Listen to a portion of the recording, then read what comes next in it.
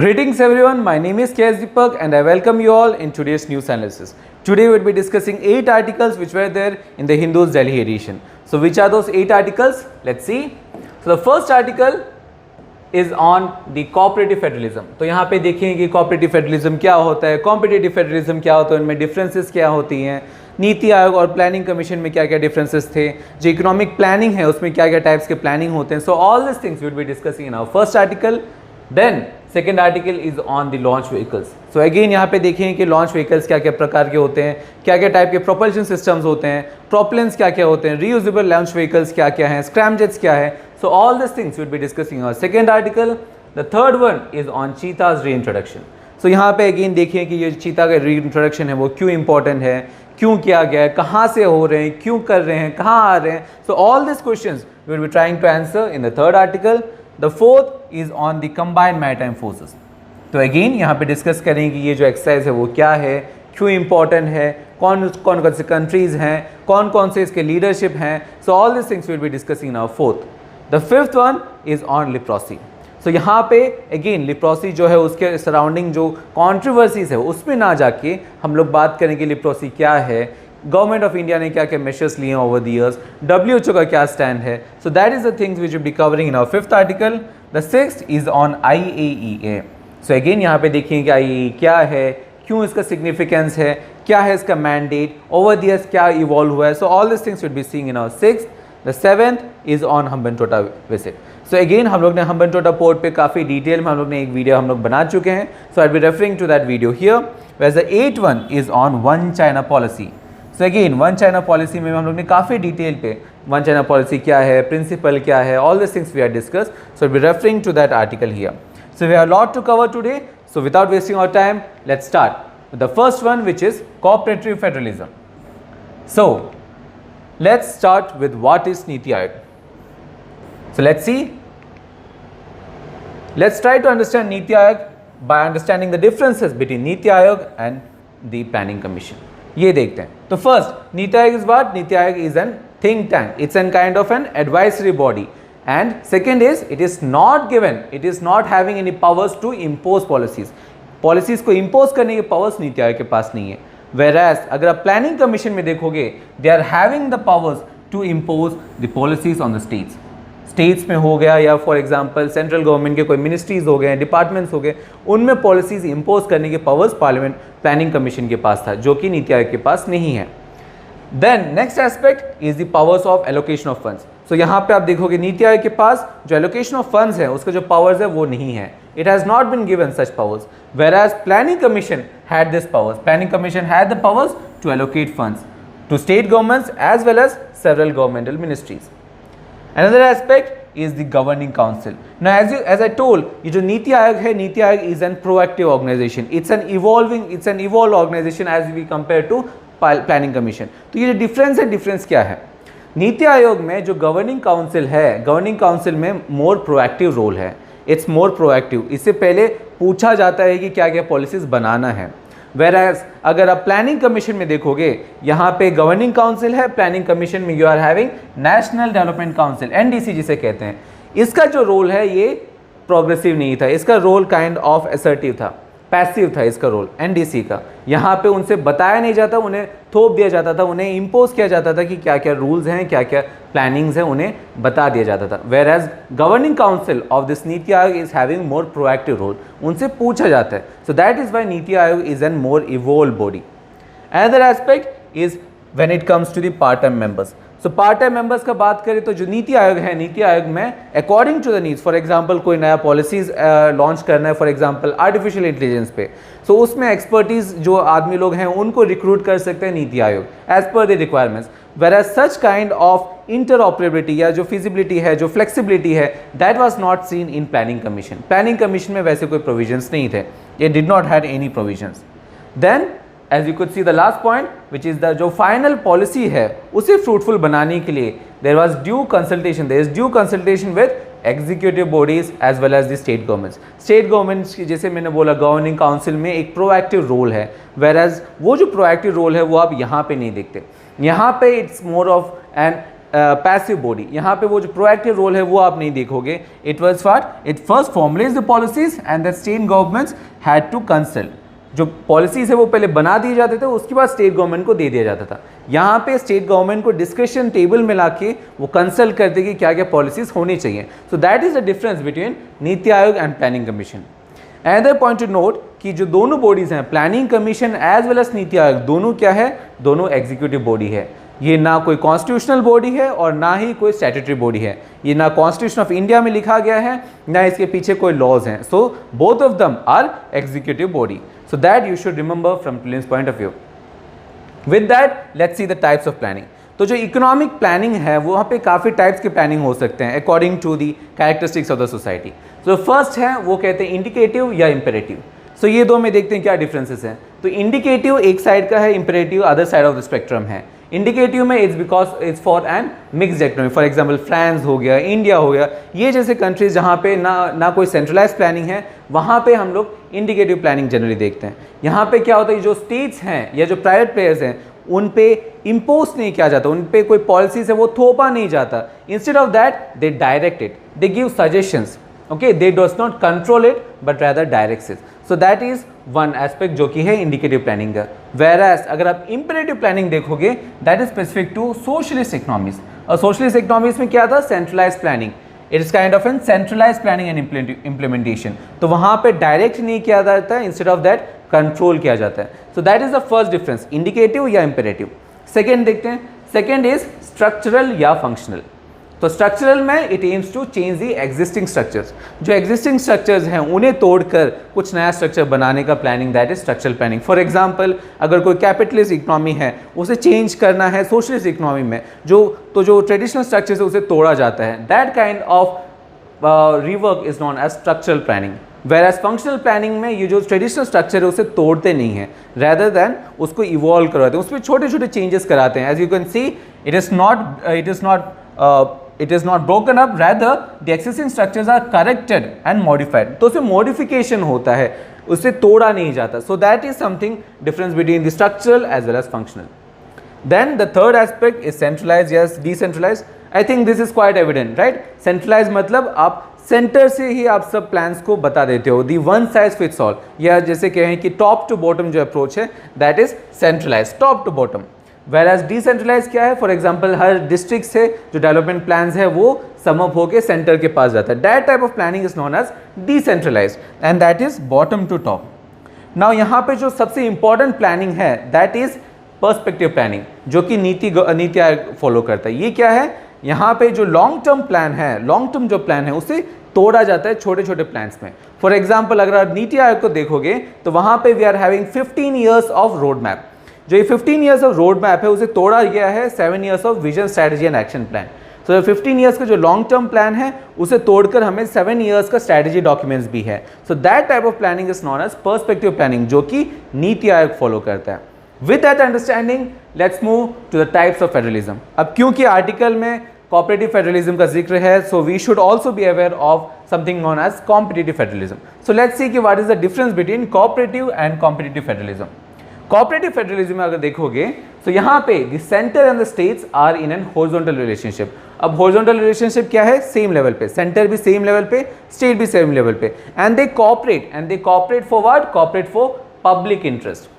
Whereas if you see in competitive federalism, यहाँ पे center and states are having what, a vertical relationship. Center ऊपर, states नीचे, और बाकी जो states हैं, state A and state B, वो क्या है, वो horizontal relationship है. Center and state are in vertical and other states among states they are having an horizontal relationship. अब इशू क्या है कोऑपरेटिव फेडरलिज्म का, कि जो स्टेट्स हैं, state A and state B, उन्हें अपने में कम्पीट करना पड़ता है for the funds that they would get from the centre. उसके साथ साथ जो स्टेट है उसे सेंटर के साथ भी कम्पीट करना है. तो एक स्टेट को सेंटर के साथ भी कम्पीट करना है और जो बाकी स्टेट्स है उसके साथ भी कम्पीट करना है. तो यहाँ पे कॉम्पिटिशन का जो एस्पेक्ट है दैट इज प्राइमरी, जबकि यहाँ पे जो है cooperation is primary. So you should know कि जो कॉन्स्टिट्यूशन ऑफ इंडिया में क्या है, या इंडिया में फॉर एग्जांपल हम लोग किसको प्रेफरेंस देते हैं, कोऑपरेटिव फेडरलिज्म को, not the competitive federalism. Okay, so cooperative federalism के over the years irrespective of the government काफ़ी सारे स्टेप्स लिए गए हैं to promote this cooperative federalism. So let's see, first aspect ये मेंस के लिए काफ़ी इंपॉर्टेंट है, that is the recommendations of 14th finance commission. तो जो 14 फाइनेंस कमीशन में जो टैक्सेस होते हैं उसमें डिविजिबल पूल्स होते हैं, सेंट्रल जो टैक्स है उसे डिवाइड करते हैं जो आपके स्टेट्स है उसमें, और वो डिवीजन है जो डिविजिबल पूल है उसे बढ़ा दिया गया था। 2015-16 में जो डिविजिबल पूल था वो सिर्फ और सिर्फ 32% था, उसे बढ़ा के जो डिविजिबल पूल है जो कि सेंटर और स्टेट शेयर करेंगे उसे बढ़ा के 42% कर दिया गया था। तो यहाँ पे आप देख रहे हो कि सेंटर और स्टेट जो है बराबर हो रहे हैं, रैदर देन वर्टिकल रिलेशनशिप ना हो के हॉरिजॉन्टल रिलेशनशिप फॉलो कर रहे हैं। Other aspect is GST. तो जैसे आपकी नीति आयोग में गवर्निंग काउंसिल है, वैसे जीएसटी में भी एक काउंसिल है जहाँ पे स्टेट्स और सेंट्रल गवर्नमेंट बैठते हैं, डिस्कस करते हैं। So that type of federalism is cooperative federalism. Then as I mention, NITI Aayog हम लोग ने काफ़ी डिटेल में डिस्कस किया, the governing council and the Swachh Bharat ranking system या ईज ऑफ डूइंग बिजनेस का स्टेट वाइज जो रैंकिंग है, this all steps are some of the examples which the government of India has been taken for promoting this cooperative federalism. With that let's move to our second article which is on SSLV. So यहाँ पे let's see कि जो LVs हैं या जो launch vehicles है which are abbreviated as LVs, ये क्या है? So launch vehicles क्या है? Quite evident है, ये क्या है? They are launcher vehicles or launchers। क्यों? To carry spacecrafts to a space। Simple। अब देखते हैं कि ये जो categorization है वो क्या है। Now the figure which I am having here, ये किसका है? GSLV का है। GSLV to be specific GSLV Mark 2 का है ये फिगर। यहाँ पे अगर देखोगे आप कि जो स्टेट है, जो रॉकेट जो लॉन्चिंग व्हीकल है वो काफ़ी सारे स्टेजेस में है। ये जो चीज़ें हैं, ये जो 3 चीज़ें आप देख रहे हो, this are known as strap on motors. Strap on motors अब ये क्यों यूज़ किए जाते हैं? जो बूस्ट है, जो आपका जो मोमेंटम है उसे इंक्रीज करने के लिए, जो थ्रस्ट है उसे इंक्रीज करने के लिए जो स्ट्रैप ऑन मोटर्स है उसे ऐड कर दिए जाते हैं। तो जैसे ही फ्यूल खत्म हो जाता है वो क्या है, वो डिटैच हो जाता है रॉकेट से। उसके अंदर जो है दैट इज स्टेज 1। देन उसके ऊपर जो ये स्टेज है, this is known as stage 2, second component, and this one is stage 3, third stage. And जो इनिशियल जो पार्ट है, ये जो पार्ट है दैट इज द पेलोड। यहाँ पे पेलोड रखा जाता है, फॉर एग्जाम्पल सैटेलाइट्स हो गए या न्यूक्लियर वायरस हो गए, जो भी चीज़ें हैं, जो भी लोड्स हैं उसे हम लोग यहाँ पे रखते हैं। So this is the payload section या stage 4, okay, payload section.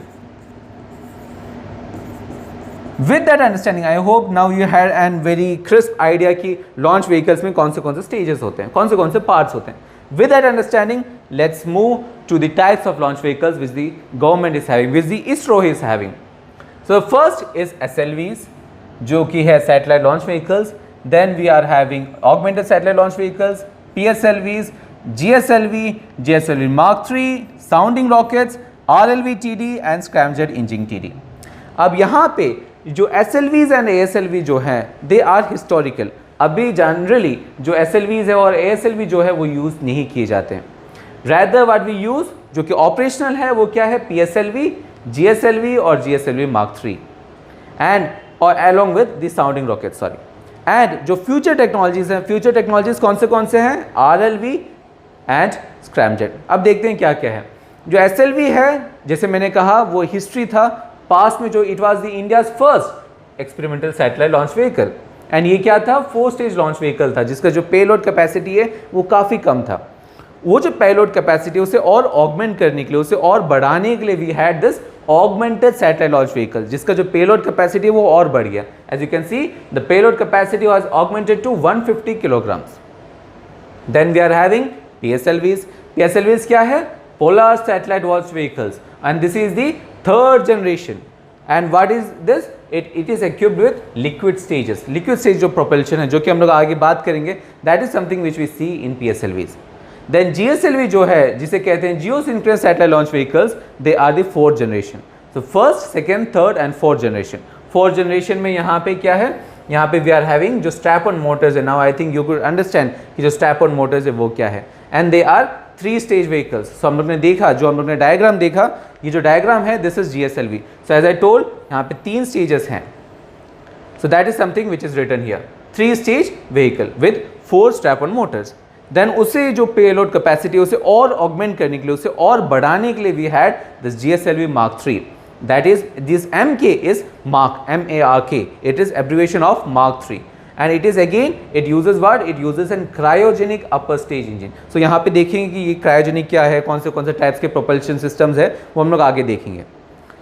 The fourth type of active launch vehicle which the ISRO is using is sounding rockets. अब ये sounding rockets क्या है? Sounding rockets वो rockets हैं जो कि छोटे सैटेलाइट्स के लिए यूज़ किया जाता है. To use what? 1 to 2 stage solid propellants use करते हैं for atmospheric regions, upper atmospheric regions को पहुंचाने के लिए. एंड जो पेलोड कैपेसिटी आप देखोगे 10 to 100 किलोग्राम्स ही है, जबकि जो GSLV Mark 3 है वो 4 टन्स तक उठा सकता है. ये जो GSLV है वो 2 टन्स तक उठा सकता है. उसके कंपैरिजन में 10 to 100 किलोग्राम्स. नाउ क्यों? क्योंकि आज के ज़माने this is the era of nano technology. तो जो सैटेलाइट्स भी हैं वो नैनो सैटेलाइट्स कहते हैं, नियोसेट्स, नैनोसेट्स. ओके, और नैनोसेट्स को अगर आपको लॉन्च करना है, so you don't need such satellites. इतना बड़ा बड़ा जो लॉन्च व्हीकल्स है वो आपकी ज़रूरत नहीं है जो कि 4 टन 2 टन सब उठा सकता है. बिकॉज जो नैनो सैटेलाइट्स हैं वो कुछ किलोग्राम्स का ही वेट होता है, मोबाइल जैसे साइज़ के होते हैं. सो उसे लॉन्च करने के लिए we are having the sounding rockets. Then let's come to the future technology जो कि इसरो डेवलप करता है. The first technology is the reusable launch vehicle technology demonstration. अब यहाँ पे as you can see, अब आपने न्यूज़ में सुना होगा जो कि SpaceX हैं, SpaceX जैसे organizations they have already tried to prove this reusable launch vehicles. उन लोग बना चुके हैं. ISRO is trying to reuse, ISRO is trying to have this technology जहाँ पे जो लॉन्च व्हीकल्स है जैसे हमने देखा उसे रीयूज़ करने की बात की जा रही है. वाई? बिकॉज अगर आप रीयूज़ कर पाओगे तो जो लॉन्च व्हीकल का जो कॉस्ट है वो कॉस्ट कम जाएगा. जो यहाँ पे जो कॉस्ट है, the cost would be very less. जो आपको जो एक्सेस कर पाएंगे जो स्पेस है वो लेस हो जाएगा.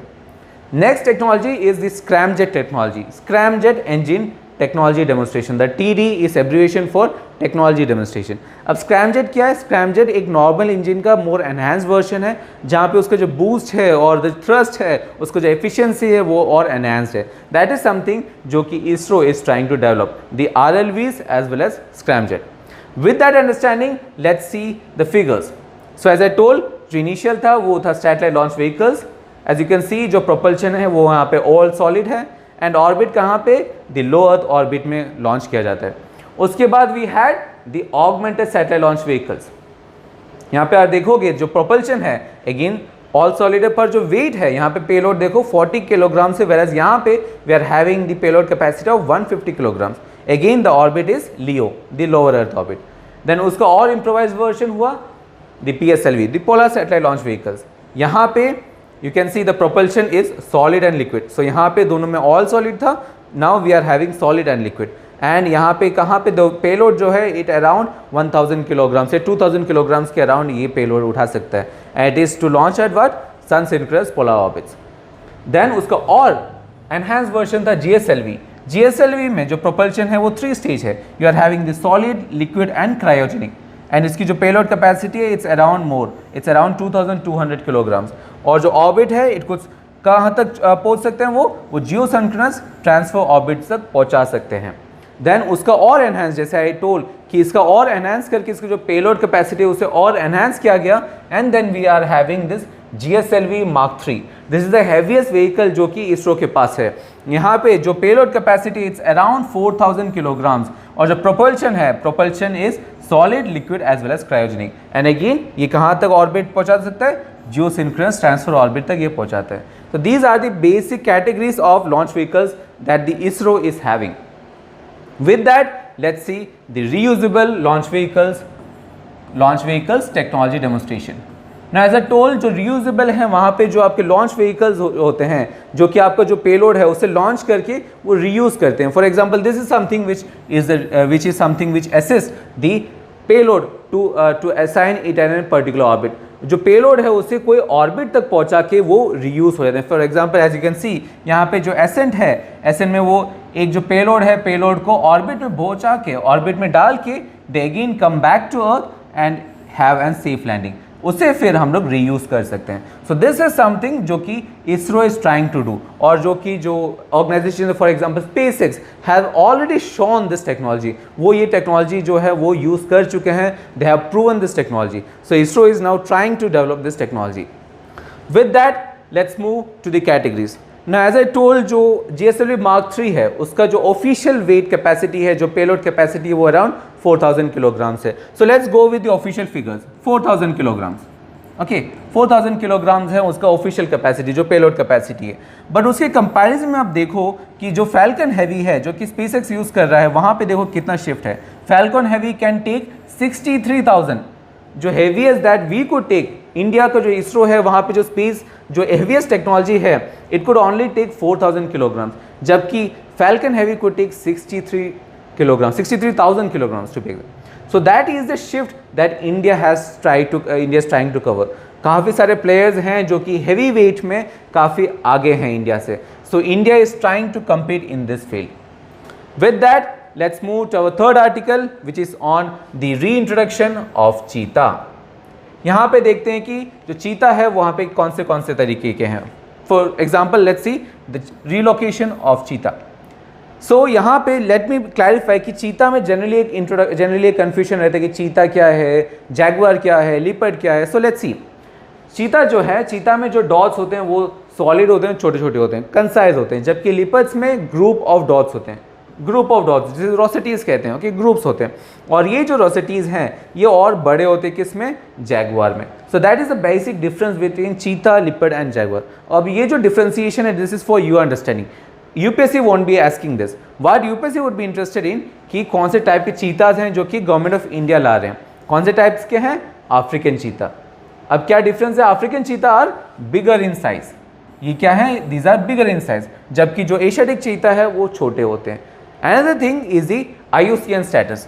IUCN status is quite important. जो अफ्रीकन चीता है उसका जो IUCN स्टेटस है, they are vulnerable in nature, जबकि Asiatic cheetahs are critically endangered. That you should remember from prelims point of view. That is quite important. With that, let's move to our second slide, where I have written the answers in a form of questions. Question के तौर पे कहाँ पे लाए जा रहे हैं ये लाए जा रहे हैं कुनो नेशनल पार्क. कहाँ पे, ये मध्य प्रदेश में. कहाँ से लाए जा रहे हैं, where from, it is from South Africa या नमीबिया. एशियाटिक चीता नहीं, अफ्रीकन चीता. ओके, देन क्यों लाए जा रहे हैं, क्योंकि कंट्री में इट वाज एक्सटिंक्ट. कब से, 1952 से ही ये एक्सटिंक्ट है. So that is something. और जो लास्ट चीता है इट वाज स्पॉटेड कहाँ पे, छत्तीसगढ़ में. दैट ऑल्सो इंडिपेंडेंस के टाइम पे 1947 में, और 1952 में उसे डिक्लेयर किया गया था extinct. So that is something why we are introducing this cheetah in India now. और कौन है इसका अथॉरिटी, कौन इंट्रोड्यूस कर रहा है, कौन है इसका implementing authority, the NTCA, national tiger conservation authority. That is again very important from prelims point of view. जो NTCA है, NTCA is overseeing the relocation program of African cheetah into India. With that, let's move to our fourth article, which is on the combined maritime forces. अब देखते हैं कि जो combined maritime forces है, first combined maritime forces कहाँ पे हो रही है एक्सरसाइज, बहरीन में हो रहे हैं. So let's see कि जो बहरीन है वो कहाँ पे है. So Bahrain is a small country in West Asia. अब यहाँ पे आप देख सकते हो जो बहरीन है, एक साइड में गल्फ ऑफ बहरीन है, वैसे the other side is Persian gulf, which is again important जब मैप बेस्ड लोकेशंस है. UPSC का एक जनरल ट्रेंड है जो कि मैप बेस्ड लोकेशंस वो पूछ लेते हैं. So for that case this is important. With that let's move to the CMF. ये CMF क्या है, so let's see. CMF is what, CMF is world's largest multinational naval partnership exercise. कितने members हैं, 34 members हैं. And it was established in 2001. Headquarters कहाँ पे है, the Manama in Bahrain. एंड इसकी जो कंबाइंड टास्क फोर्सेस है वो क्या क्या करते हैं, मैरीटाइम सिक्योरिटी में एक है, काउंटर पायरेसी में है, maritime security in Arabian Gulf है, and maritime security in Red Sea and Gulf of Aden. So these are some basics about CMF. अब देखते हैं इसके जो नेचुरल फैक्ट्स है वो क्या है. So first as I said कि यहाँ पे 34 मेंबर्स हैं. And is commanded by whom, commanded by US navy का जो वाइस एडमिरल है उस रेंज के कोई ऑफिसर यहाँ इसको कमांड करते हैं. इसको डिप्यूटी कमांड कौन करता है, डिप्यूटी कमांड करता है यूके के नेवी के जो कमोडर हैं, कमोडर जो रैंक के कोई भी ऑफिसर इसको डिप्यूटी कमांड करते हैं. वेरएज क्या करता है ये, it tries to uphold what, rules based international order. International order में, इंटरनेशनल सोसाइटी में एक रूल्स बना के रखने का मकसद है किसका, CMF का. एंड इसकी क्या क्या है main focus areas, focus areas हैं काउंटर नार्कोटिक्स हैं, काउंटर स्मगलिंग है, पायरेसी मेजर्स हैं, और काफ़ी सारे एरियाज हैं. It's having an multi faceted focus areas. So that is something which you should know from the aspect of CMF. With that let's move to our fifth article which is on leprosy. अब जैसे मैंने कहा कि leprosy में क्या है, इसकी जो पॉलिटिकल डिबेट है उसमें जाना as UPSC aspirant it's not something worth it, but as an UPSC aspirant you should know what is leprosy. So let's see what is leprosy. So leprosy is also known as Hansen's disease, and it is what? It causes severe scarring of tissues, scarring of skin sores and nerve damage. जब यहाँ पे देख रहे हो जो skins में ये ऐसा same type of scarring हो जाता है, that is known as the leprosy. And it is caused by what? It is caused by an bacterial infection. यहाँ पे एक bacterial infection के कारण होता है. And who is the culprit? The culprit is an bacteria known as Mycobacterium leprae. That is the culprit which causes leprosy. And leprosy is one of the oldest diseases जो कि history में पाए गए हैं, हिस्ट्री में records हैं इसका leprosy का। अदर एस्पेक्ट की क्या क्या सिम्टम्स हैं? As I told, red patches हैं, स्किन लीजन्स हैं, नमनेस हो जाता है, वेट लॉस हो जाता है। तो this are the basic symptoms that an victim of leprosy suffers from. Then if not treated, अगर इसे ट्रीट नहीं किया गया on time, it can cause what? It can cause disability, disfigurement and even the permanent nerve damage in limbs. So it is quite important, it's quite dangerous. With that, let's see the steps that government of India has taken over the years to control this leprosy. So 1955 में they had this leprosy, national leprosy control program. उसके बाद 1993 में World Bank के help के through we had this national leprosy elimination programme. World Bank ने काफ़ी fund किया, काफ़ी सारे इंस्ट्रक्शंस प्रोवाइड किए। So that was something we had an more evolve programme which is known as NLEP। देन 2005 में इसका मोर इवॉल्व वर्जन आया, जहाँ पे जो अवेयरनेस डेवलपमेंट है, जहाँ पे जो पर्टिकुलर टारगेटेड सोसाइटीज़ है उसे टारगेट करने के लिए, जो कि सबसे ज़्यादा वनरेबल थे, उन्हें टारगेट करने का प्रोग्राम था this national leprosy eradication programme में। Even 2006 में global eradication, global elimination of leprosy was also tried, but India was one of the states जो कि fail किए इस target को achieve करना। Then 2016 में WHO also had a strategy document जिसमें उन्होंने कहा to eliminate leprosy what we need to promote intersectoral cooperation। अब ये intersectoral cooperation क्या है? फॉर एग्जाम्पल लेप्रोलॉजिस्ट हैं, उनको डर्मेटोलॉजिस्ट के साथ इंटरेक्ट करना है, उनको जो स्टडीज़ हैं वो इंटरेक्ट करना है, जो साइंटिफिक फोरम है उसमें एक कोलैबोरेशन चाहिए। Then only we could eliminate leprosy from the world. Then as recent as 2017 में we had a program known as the Sparsh Leprosy Awareness Program। यहाँ पे एज आई टोल्ड जो अवेयरनेस का जो एस्पेक्ट है उस पर और ध्यान दिया गया कि अवेयरनेस और बढ़ा है, बिकॉज लेप्रोसी जो है क्यूरेबल है। We are having the multi drug therapy, the MDT, we are having MDT इसे क्योर करने के लिए। बट अगर ऑन टाइम ये जो थेरेपी है ऑन टाइम ना मिल पाया, then it could cause the nerve damage. So that is why जो अवेयरनेस प्रोग्राम है, अवेयरनेस प्रोग्राम में काफ़ी जोर दिया गया। With that let's move to our sixth article which is on IAEA। अब देखते हैं first what is IAEA। So IAEA is the International Atomic Energy Agency. कहाँ पे हेडक्वार्टर्स इसका? वियना, ऑस्ट्रेलिया में। इसका जो पहले का नाम था it is what? It was known as the atoms of peace. देन इसका जो प्राइमरी मैंडेट है, जो फंक्शन है वो क्या है? To promote safe, secure and peaceful nuclear technologies. Nuclear technologies में एक पीस लाना, एक सेफ्टी लाना, एक स्टैंडर्डाइजेशन लाना सेफ्टी मेजर्स में, that is the mandate of IAEA। Then also IAEA जो है वो एक इंडिपेंडेंट ऑर्गेनाइजेशन है, वो एनुअली किसको रिपोर्ट सबमिट करता है? UNGA। अब क्या है UNGA? United Nations General Assembly. Then India जो है, India is one of the founding members of IAEA।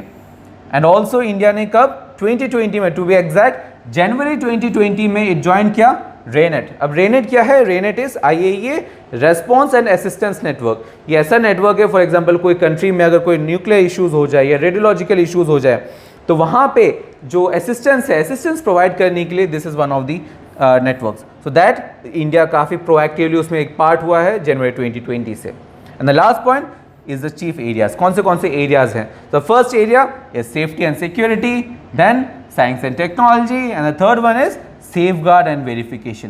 सो ये तीनों एरियाज, ये जो तीन एरियाज है, they are the chief areas of the working of IAEA। With that let's move to our seventh article which is on Hambantota visit.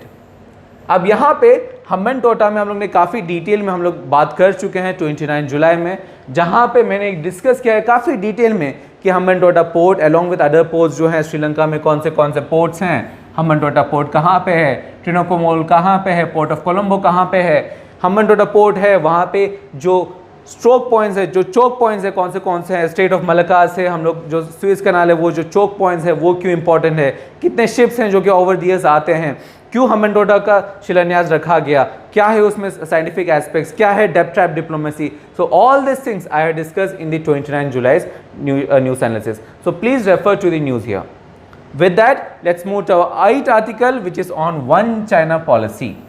Now again, One China policy में भी मैंने काफ़ी डिटेल में जो 5th अगस्त का जो न्यूज़ एनालिसिस है वहाँ पे मैंने काफ़ी डिटेल में बात की है कि वन चाइना पॉलिसी क्या है, how it is different from one China principal. One China principal, तो वन चाइना पॉलिसी और वन चाइना प्रिंसिपल में क्या डिफरेंसेस हैं, क्या है वन चाइना पॉलिसी, इंडिया कैसे वन चाइना पॉलिसी को वन इंडिया पॉलिसी से काउंटर करता है, वन चाइना पॉलिसी के हिसाब से चाइना कैसे अरुणाचल प्रदेश को क्लेम करता है, कैसे अक्षय चीन उनके पास आ गए. So all this things we have discussed in the 5th August. So please refer to the video here. With that, let's move to our last aspect, which is the quiz of the day.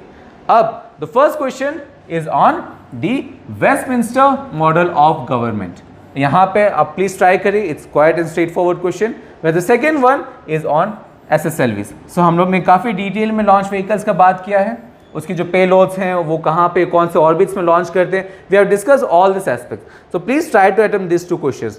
The answers of these 2 questions are given in the form of an PDF along with their explanations in the video's description. So please refer to the PDF as well as try to attempt these questions in the comment section. With that, I hope you have learned a lot from today's analysis. We'll be trying to work hard. Along with that, you also try to work hard, study hard, work hard, stay safe. Thank you. See you tomorrow.